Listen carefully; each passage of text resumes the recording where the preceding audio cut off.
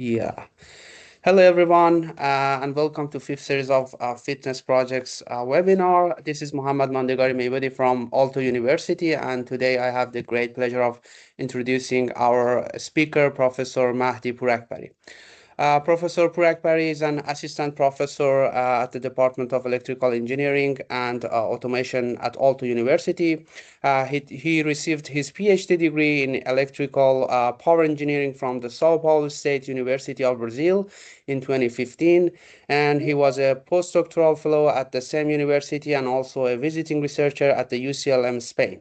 Additionally, he also used to be a postdoctoral researcher at the AALTO University before taking his current position.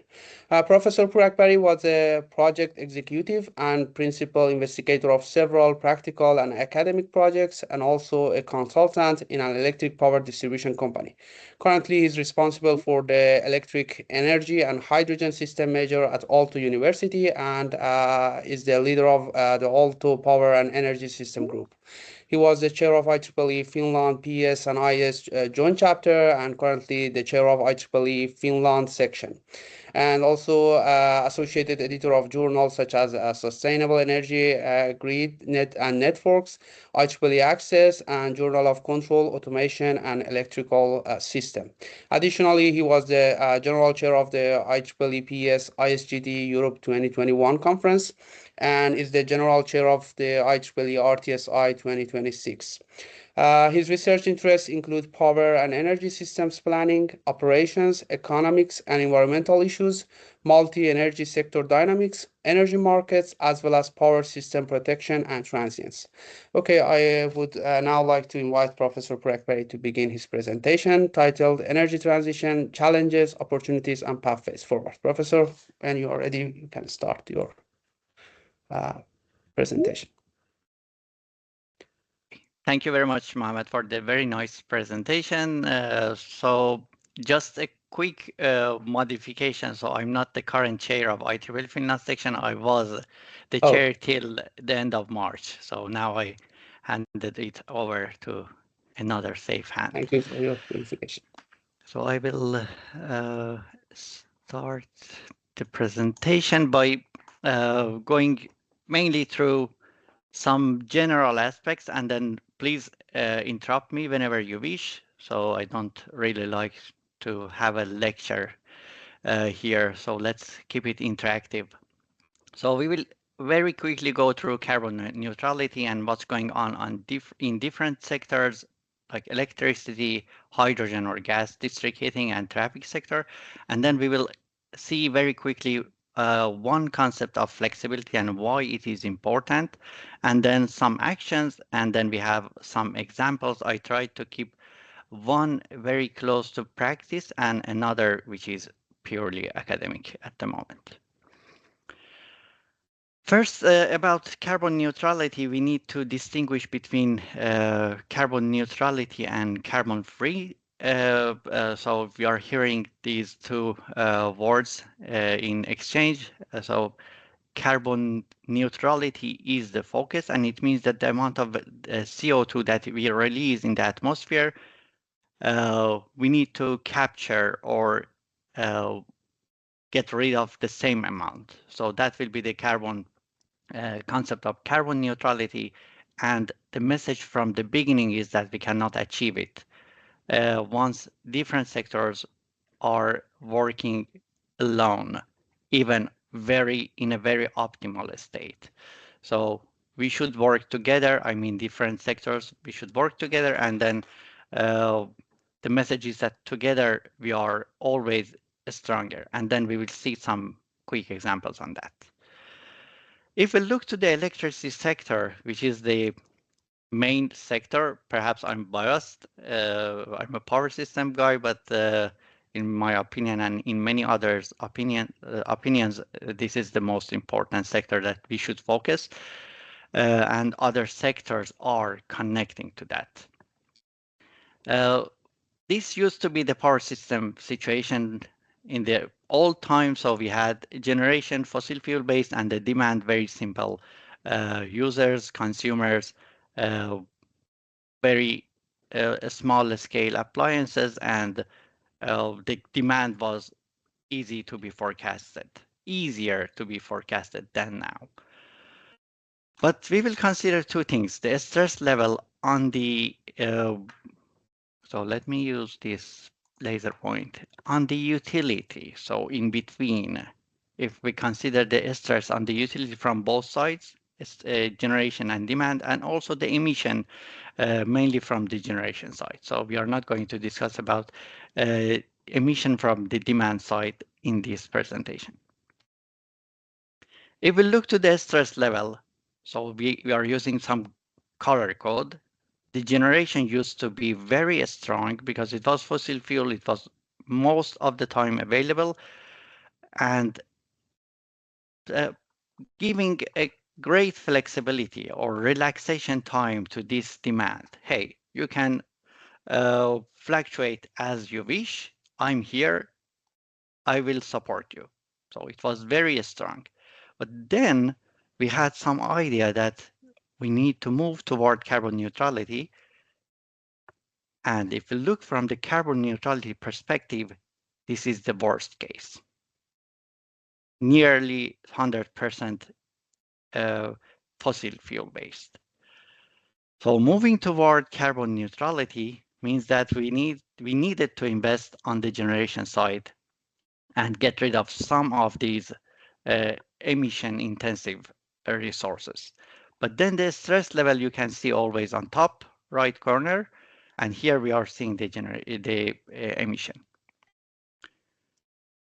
We moved a bit toward the renewable resources, and then the emission uh, got reduced a bit. And here, in the contrary, the stress level has increased because now we have some renewables that they are bringing uncertainty to the picture, stochasticity to the picture. So the stress level is increasing. So this generation side is not anymore, was not anymore at that time that we moved toward renewable energy as strong as it used to be here. So a stress from this side and a stress from this side to this utility or network part, and then even more. Now we are talking about moving toward near 100% renewable energy sources.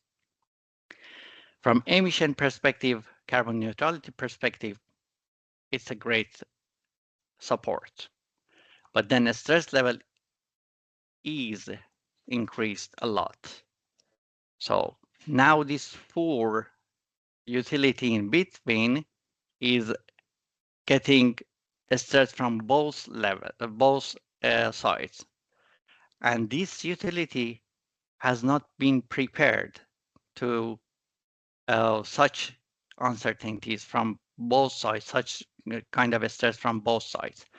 So indeed, we need to find some solutions for that. And this is now our part, I mean, researchers and also people in practice to find solutions how we can either work on the utility side by strengthening it or also working on the generation and demand side and bring something to that picture. So if we look to the demand side, this used to be the demand, very simple households, industry users, but then they became a bit more complex. So we have electric water heater here, heating, ventilation, air conditioning here, some appliances, although they are smart, but they are controlled by us. So the prediction is not that easy, even if they have some kind of building energy management system. So it means that the uncertainty is increasing. Now EV is also coming to the picture. More uncertainty. How to predict the demand is a very difficult task. In the old time, we were discussing about that. You have the forecasting of price is super difficult. It is still, but now we see that the demand side is also becoming more difficult. So it affects also the price forecast. But then now if we look to the stress level, again, we are putting more stress from the demand side, generation side. This is not a good situation for the utility at all. But now let's keep this here. So the stress level is high from generation from the demand. But now let's have a look to the other sectors and let's see what's going on there. So we are finally going to connect everything together and see what's happening in general in energy system layer. If this is the hydrogen system that we are discussing at the moment, so we are going to move toward green hydrogen. By the way, the hydrogen sector is a very colorful sector. So you can see many colors like black, gray, green, orange, yellow, turquoise, uh, white. So whatever color that we have, I think we have uh, hydrogen for that as well. But now this makes some kind of confusion also for us working on the research side, or even for people that they are going to aim to commit the electrolyzer plants or the hydrogen plants.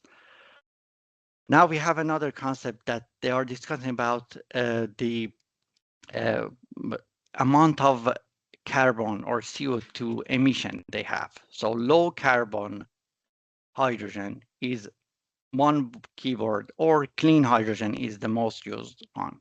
But the idea here is that we are going to have electrolyzer. Electrolyzer will split the water into oxygen and hydrogen. Hydrogen is something that we are focusing here. And for that splitting, we need electricity. The idea is that the the renewable farm that we may have for the hydrogen production is going to be connected to the grid. So this will be another uh, demand, new demand that is coming to the picture. But if we look to the hydrogen, also we need to transport it. And H2 transmission, either via pipeline or vessels, they need compressors. If we are going to store it, we need compressor. If we are going to use it for hydrogen refuel stations, again, we need compressors. And compressors are also connected to the electricity grid. So demand from the hydrogen side to the electricity sector, or interconnection between electricity and hydrogen we have here. But we need to remember that the dynamic studies, how they behave and how they impact the electricity side, is of high importance. And we need also to focus on that. For the electrolyzer dynamics, we had a model, but for the dynamic model, we uh, just recently developed a model that can be utilized. If you are interested, I'm not going to dive into that, but this is uh, one of the first papers that is discussing the dynamic studies of the compressor. So the aim is to use it for the operation and planning of energy system. The message here is that the hydrogen sector will become a large user of electricity.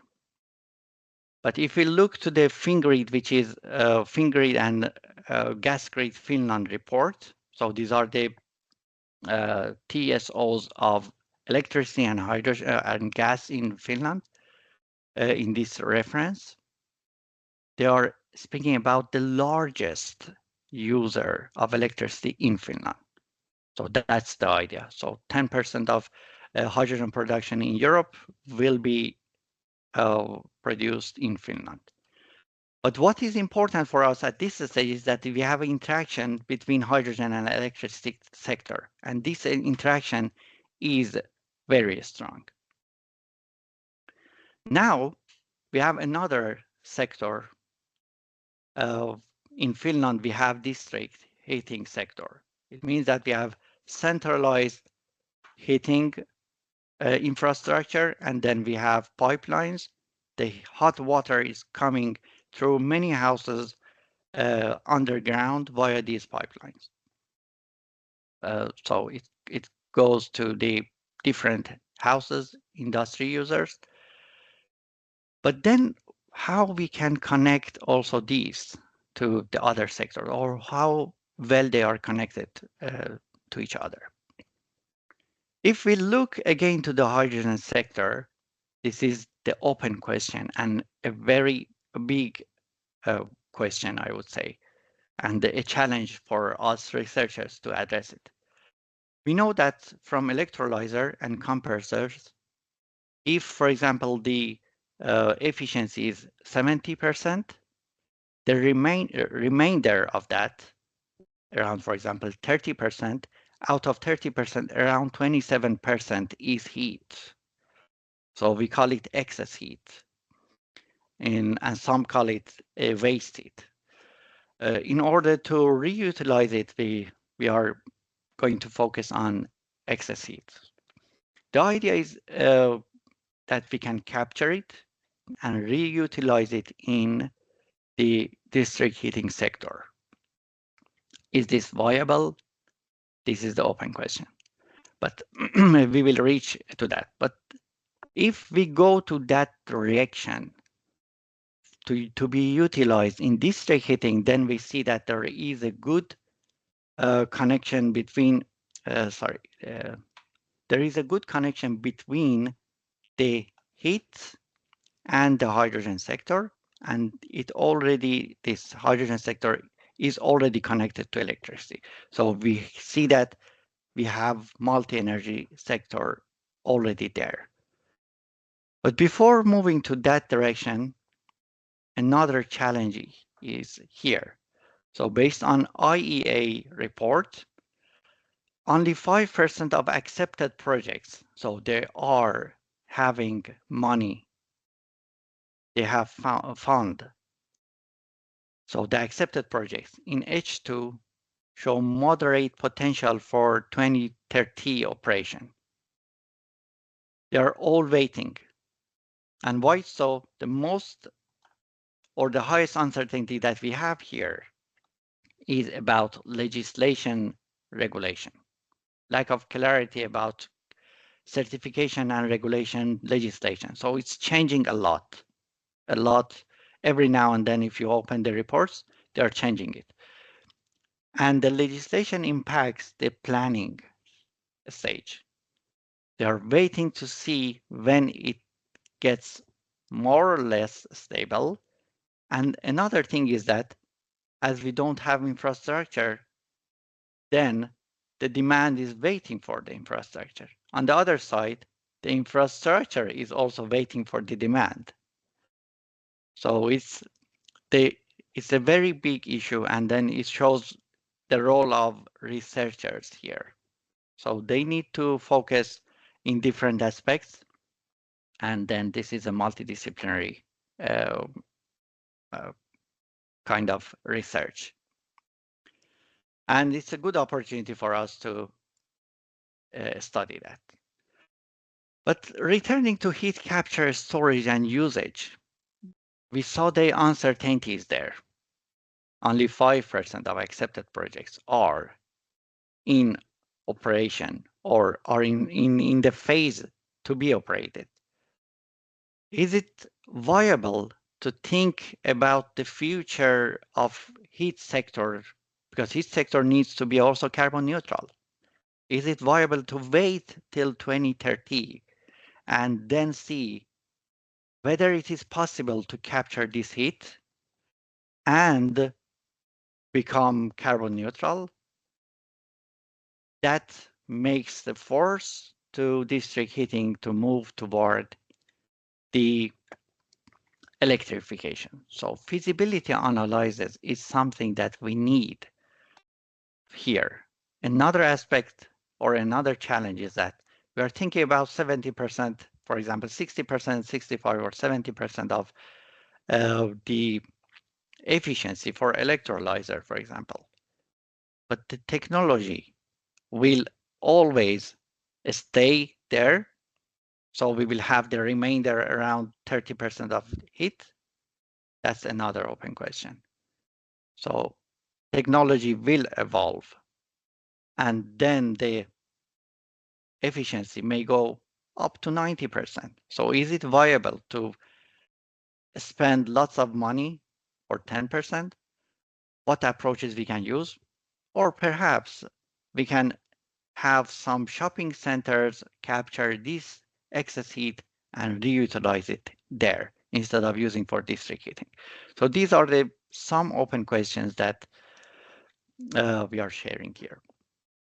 But here is clear we have interaction between H2, electricity, and district heating sector. By the way, in Finland, we have also a district cooling sector that is another demand during the summertime, although the summertime here is around 10 days to 15 days, so it's not that big issue.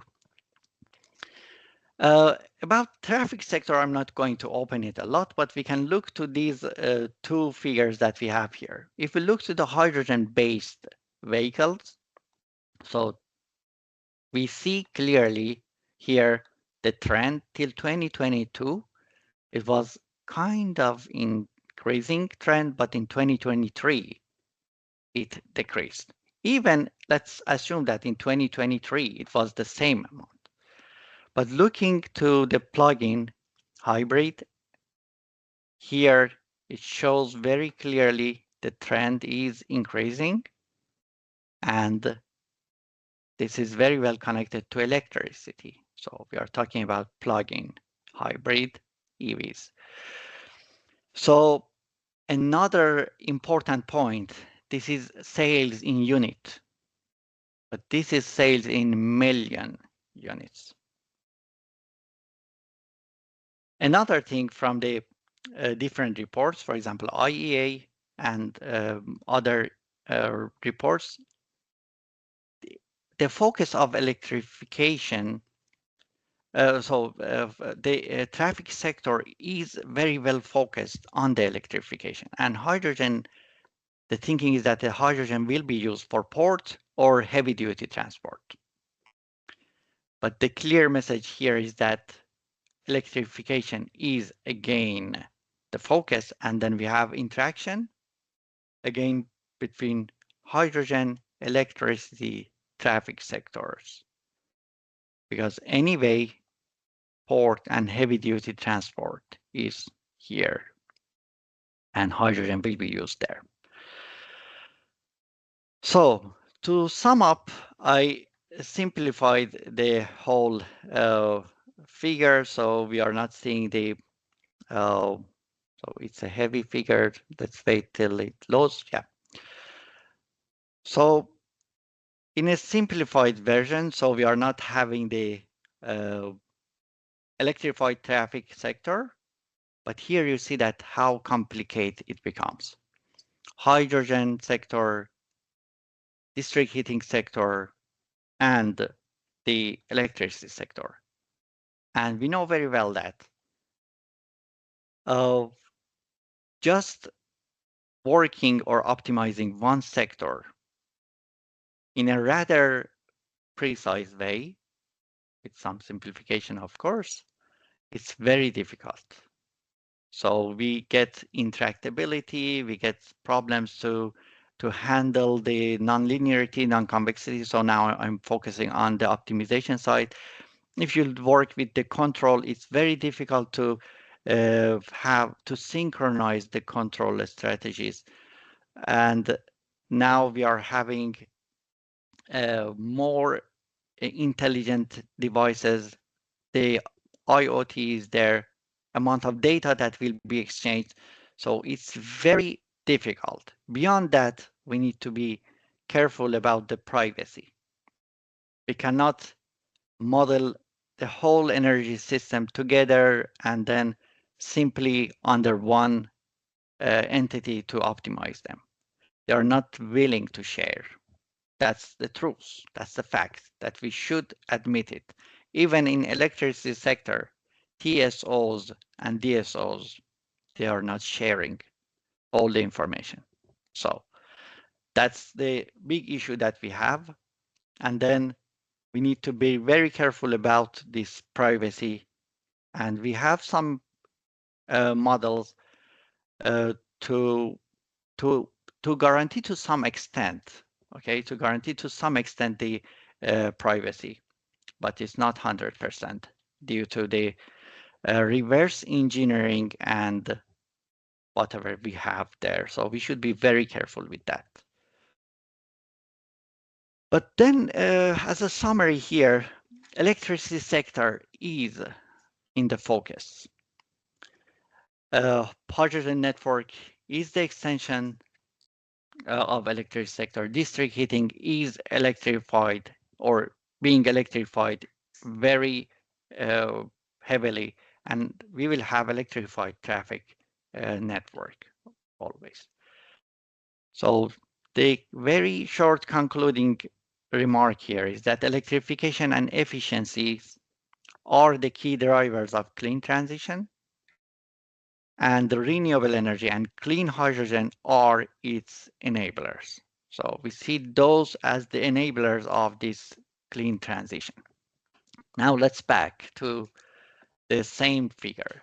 So this used to be the stress level, but now on the demand side, we have H2, district heating, district cooling, traffic, also some others that I didn't open, data centers, and very large scale 3D printing. So these 3D printing, large scale 3D printings are also becoming of very high importance. Like, not like data centers, but we will hear about them much more in future. But anyway, we have new demands here. And then if we don't manage it, the stress level will stay as high as here. So what we can do or what we need here, we need flexibility from both sides. So this is one keyword that I'm going to use to get rid of the stress level here. And getting rid of the stress level is very well connected also the price that we will see in our daily life. Hourly prices uh, and also the even in the long term contract, this impacts the prices. In order to show the flexibility only from one perspective, which is the congestion. So let's focus on this demand and have a look here. So I'm increasing this demand by 10 megawatt. You see that now the prices are becoming different. They used to be similar, but it's going up very smoothly, okay? It goes up very smoothly. Even we may not see any impact, but here, okay? Here it jumps from 47 to 1,000 something. That's the point that we need flexibility. That's the point that we or the simple consumers will also understand why this hour the electricity price is so high. So we are very sensitive to the electricity prices, but the fact behind it, one of the facts is this kind of congestion that we see here. So there are many other facts, but just to show, if we had a bit more flexibility on the generation side or on the demand side, we could get rid of these kind of jump to 1,000. Sometimes it goes to 2,000 and even more. So we see 2 euros per kilowatt hour in our hourly prices. So I think that's enough to understand that we need flexibility. And here I will shortly just mention some aspects that we need, of course, storages. If we have different storage, like for electricity, for gas, hydrogen, and for heat. They will add a lot of flexibility to the system. So now let's just focus on the heat storage. If we have large scale heat storage, which is not that difficult to have it, and as a quick also note here, for example, in Finland, we are now using also sand-based heat storage. It's very simple, very efficient, and not expensive. If we have good amount of heat stored during the winter time, and especially during the very cold time here, this is the Finnish case, in January, usually we don't have a good wind. So it's full of snow, no wind, and also the PV production is very low. Although we have bifacial uh, PV panels here, so two phases PV panels. Once we have some sunshine and the upper layer, I mean the upper layer here is covered by the snow, the sunshine will reflect and comes back to the other face of the PV panel, and then we have some PV production there, but it's not that huge. And for that case, what is the most important demand is heat. If we have a good heat storage, so you assume how much flexibility we are adding to the electricity sector. We are not demanding electricity for the heat at that moment, or we are decreasing the demand quite a lot.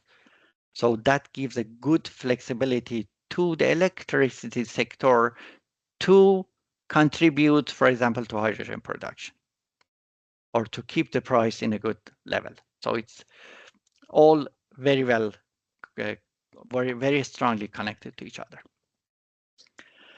But now also let's have a look to the role of prosumers. So the demands, the consumers are becoming prosumers. So we have PV panels there, we have solar uh, thermal, so they are producing also. So they are addressing or they are meeting a part of their demand or perhaps the whole demand, and also they are injecting some power to the grid.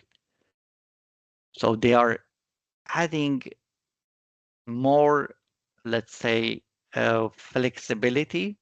So they are decreasing their demand uh, by production, and it gives a better situation to the electricity grid from one point if not all of the consumers become prosumers, because then we will have another issue.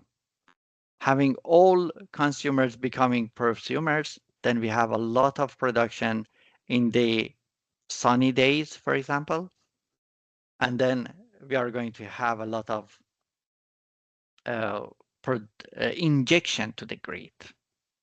And by law, uh, the amount of uh, electricity, the electricity that they can get from the grid or they can inject to the grid is up to the fuse size of the houses. That becomes the issue for the distribution network, for example. So then we will have bidirectional power flow that many of you or all of you knows that.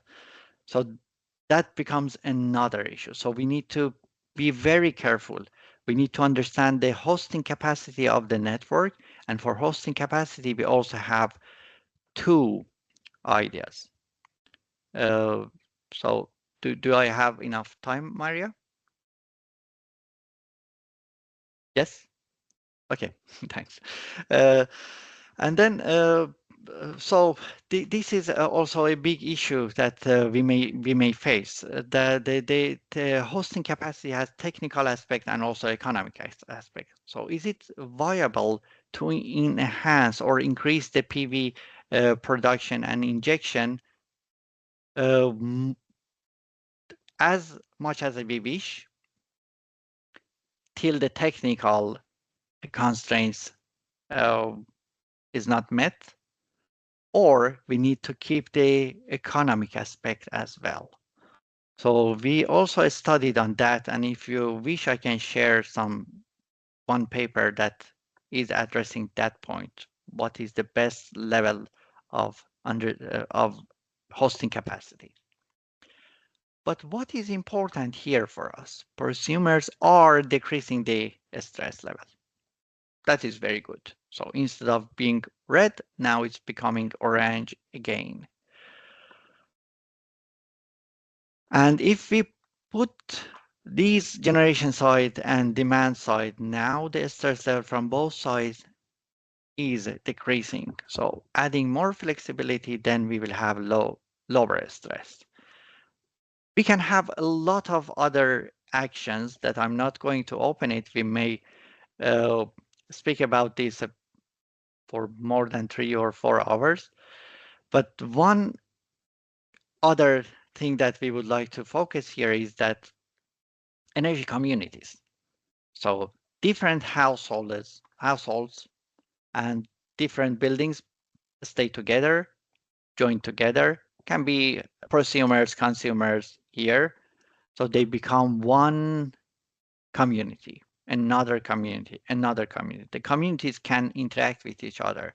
Also, inside them, they may have peer-to-peer interaction.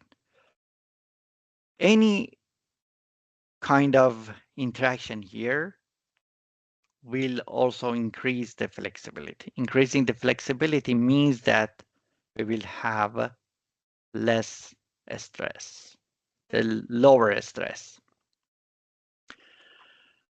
And this shows again the key message that I shared in the beginning, that together we are stronger. And together, of course, they are stronger. Some households are not in need of electricity in some hours, but some others, they need a lot of electricity.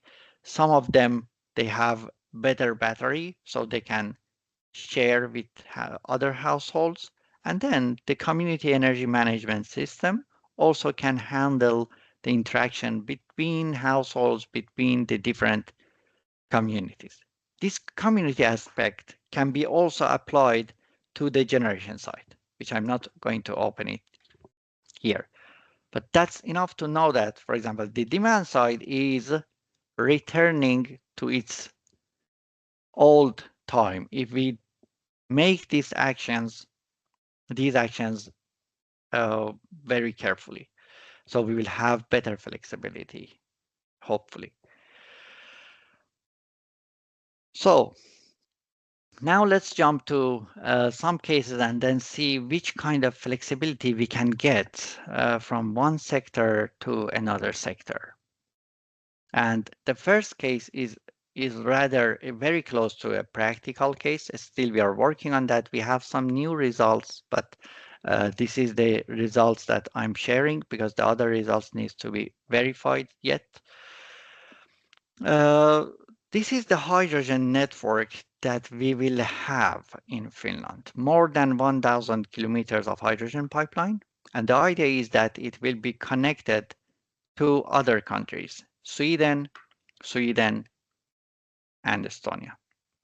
It goes to Tallinn. So 3 connecting points to Sweden, and from Sweden it goes through Central Europe. The need of hydrogen, clean hydrogen, is much higher there. And as I mentioned earlier, the idea is that 10% of the whole hydrogen in Europe will be generated here in Finland. And then very simple uh, electric network. So from the electric power system, we are considering that it's working properly. So we are not considering in this study any issue for the electricity. But it's important to understand under high demand or peak demand of electricity, is it viable that, for example, we uh, decrease the demand of one station? Or is it viable that we decrease the demand, electricity demand of electrolyzer station in other points, in whole points. So here, as a very critical and radical case, we decided to turn off completely this electrolyzer. So we are with lack of electricity, and then we would like to turn it off and then understand how much flexibility indeed we have. And by flexibility, it means that none of them should sacrifice. Okay, none of them should sacrifice to a large extent. It's better that none of them sacrifices at all. And for hydrogen, it's important that they keep uh, injecting hydrogen and delivering hydrogen to their uh, demands through either these or inside Finland, for example, for the demands that we have for the steel company, for example. So let's see what we have here. And here uh, its focus is on the dynamic studies of the hydrogen sector. Okay, I will share a bit more about the dynamics of the hydrogen sector soon. But if we cut that specific point, that electrolyzer, then this shows the flow not served to the demand that we are studying. This is the demand point that we are studying here. It shows that even if we completely turn off, which is not practical, of course, if we turn off the electrolyzer in a very radical case, critical case, at hour 18 of day 11, then at hour around 12 or noon of next day, then we see that the flow not served is appearing here. So this shows the amount of flexibility that we can get from the hydrogen sector without sacrificing, without sacrificing. So the hydrogen sector can survive. And why so? Because first we have other electrolyzer points here, and also the lines or the pipelines, we are having one term or one concept. Maybe some of you are familiar with that, which is called line pack. And line pack is the amount of hydrogen that will or gas that will be stored in a pipeline. So the pipeline is acting as a storage. It's not a magic. It's again using the storage inherently as a part of the pipeline. If we also add some other storages for hydrogen or gas, then the situation becomes even better. So why I'm mentioning that this is still the dynamic? Because the dynamic of gas is much slower of the dynamic of power system. So once we are talking about the dynamic of the gas sector, we are already in the steady state in the electric power system. Dynamics, we are talking about transients in power system, we are talking about microsecond, few milliseconds, and then becomes quasi-dynamic. But here it's overly, it's a dynamic. Then the dynamic studies of gas sector is not also that easy because of the very complicated formula that uh, we have there. So that's one quick example, interaction between hydrogen and electricity and how much flexibility we can get if we plan in a correct way, optimal way. Now, very quickly also to electricity and electrified traffic network. So consider that each node here, they have consumers, they have prosumers. This is a distribution network system, and we are going to plan, let's say, for megawatt scale uh, uh, EV charging stations. If we only look to the distribution network, and then we plan for that. So we have some storage devices, we have some renewable, we have charge, then we are going to uh, place or site the charging stations. It shows here and here, and it says that this is the optimal locate. These are the optimal locations.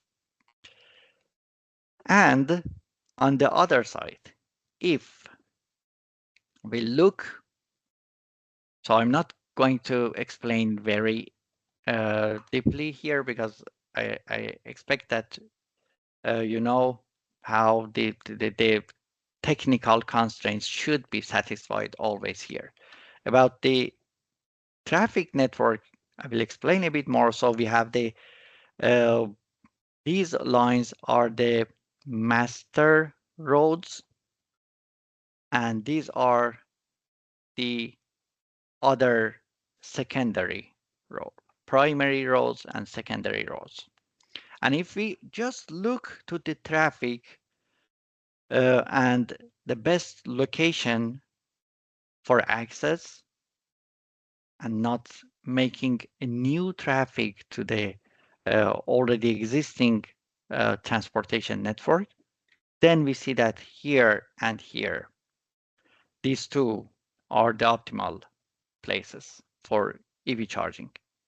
But now let's project uh, these two networks on each other. So keep an eye here and here because these two are the optimal places once we consider only uh, the distribution grid.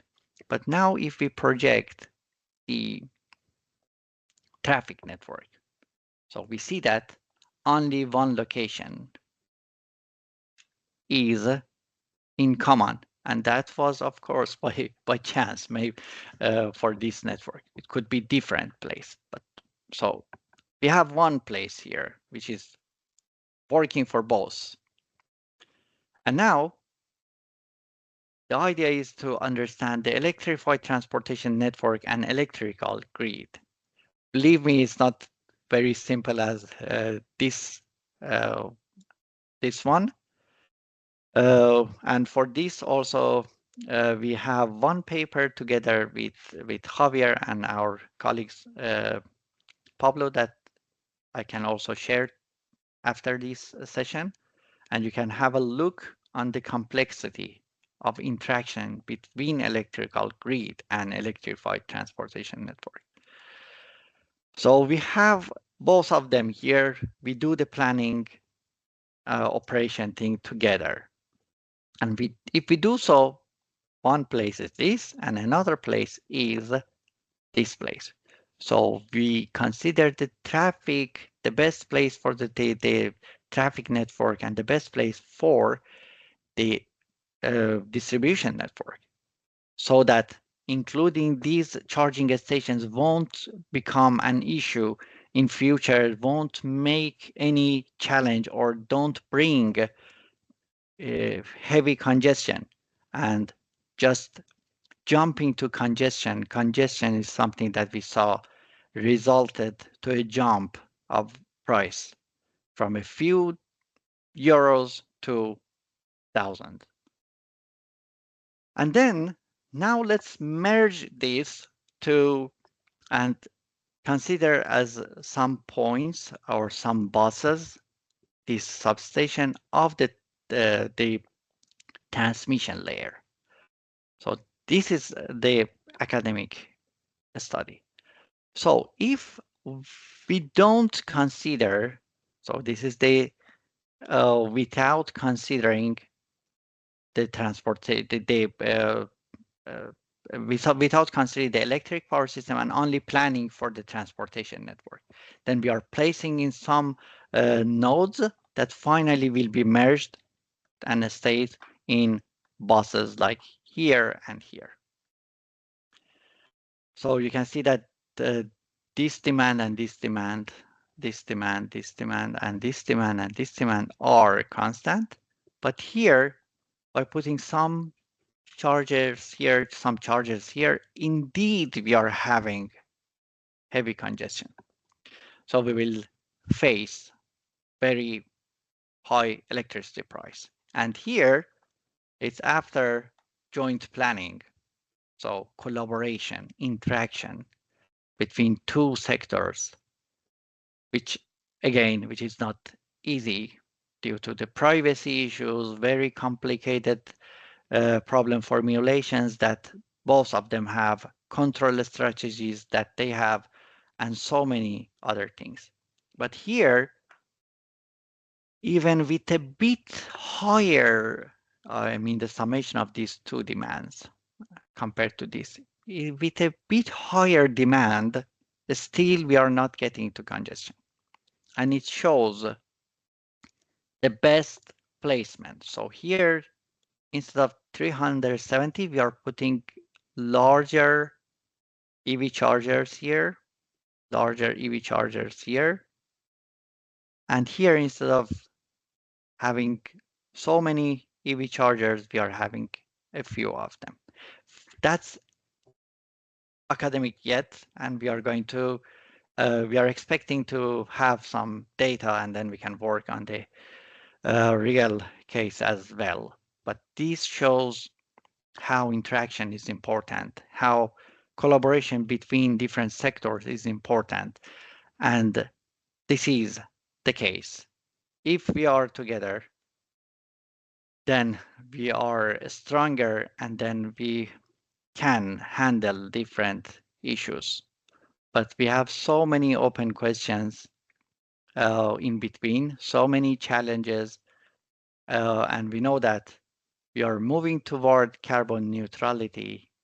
We are having this in our mind. We are going to have renewable resources as planned and soon will be commissioned. And uh, we need to work together. Otherwise, one sector works nicely in one aspect, but then suddenly another sector brings huge challenge that even the sector that used to work properly won't work at all. Or will finally we will face higher electricity prices and the social welfare will be impacted. So thanks very much, and please uh, ask your question. I would be very happy to address any question you have in mind.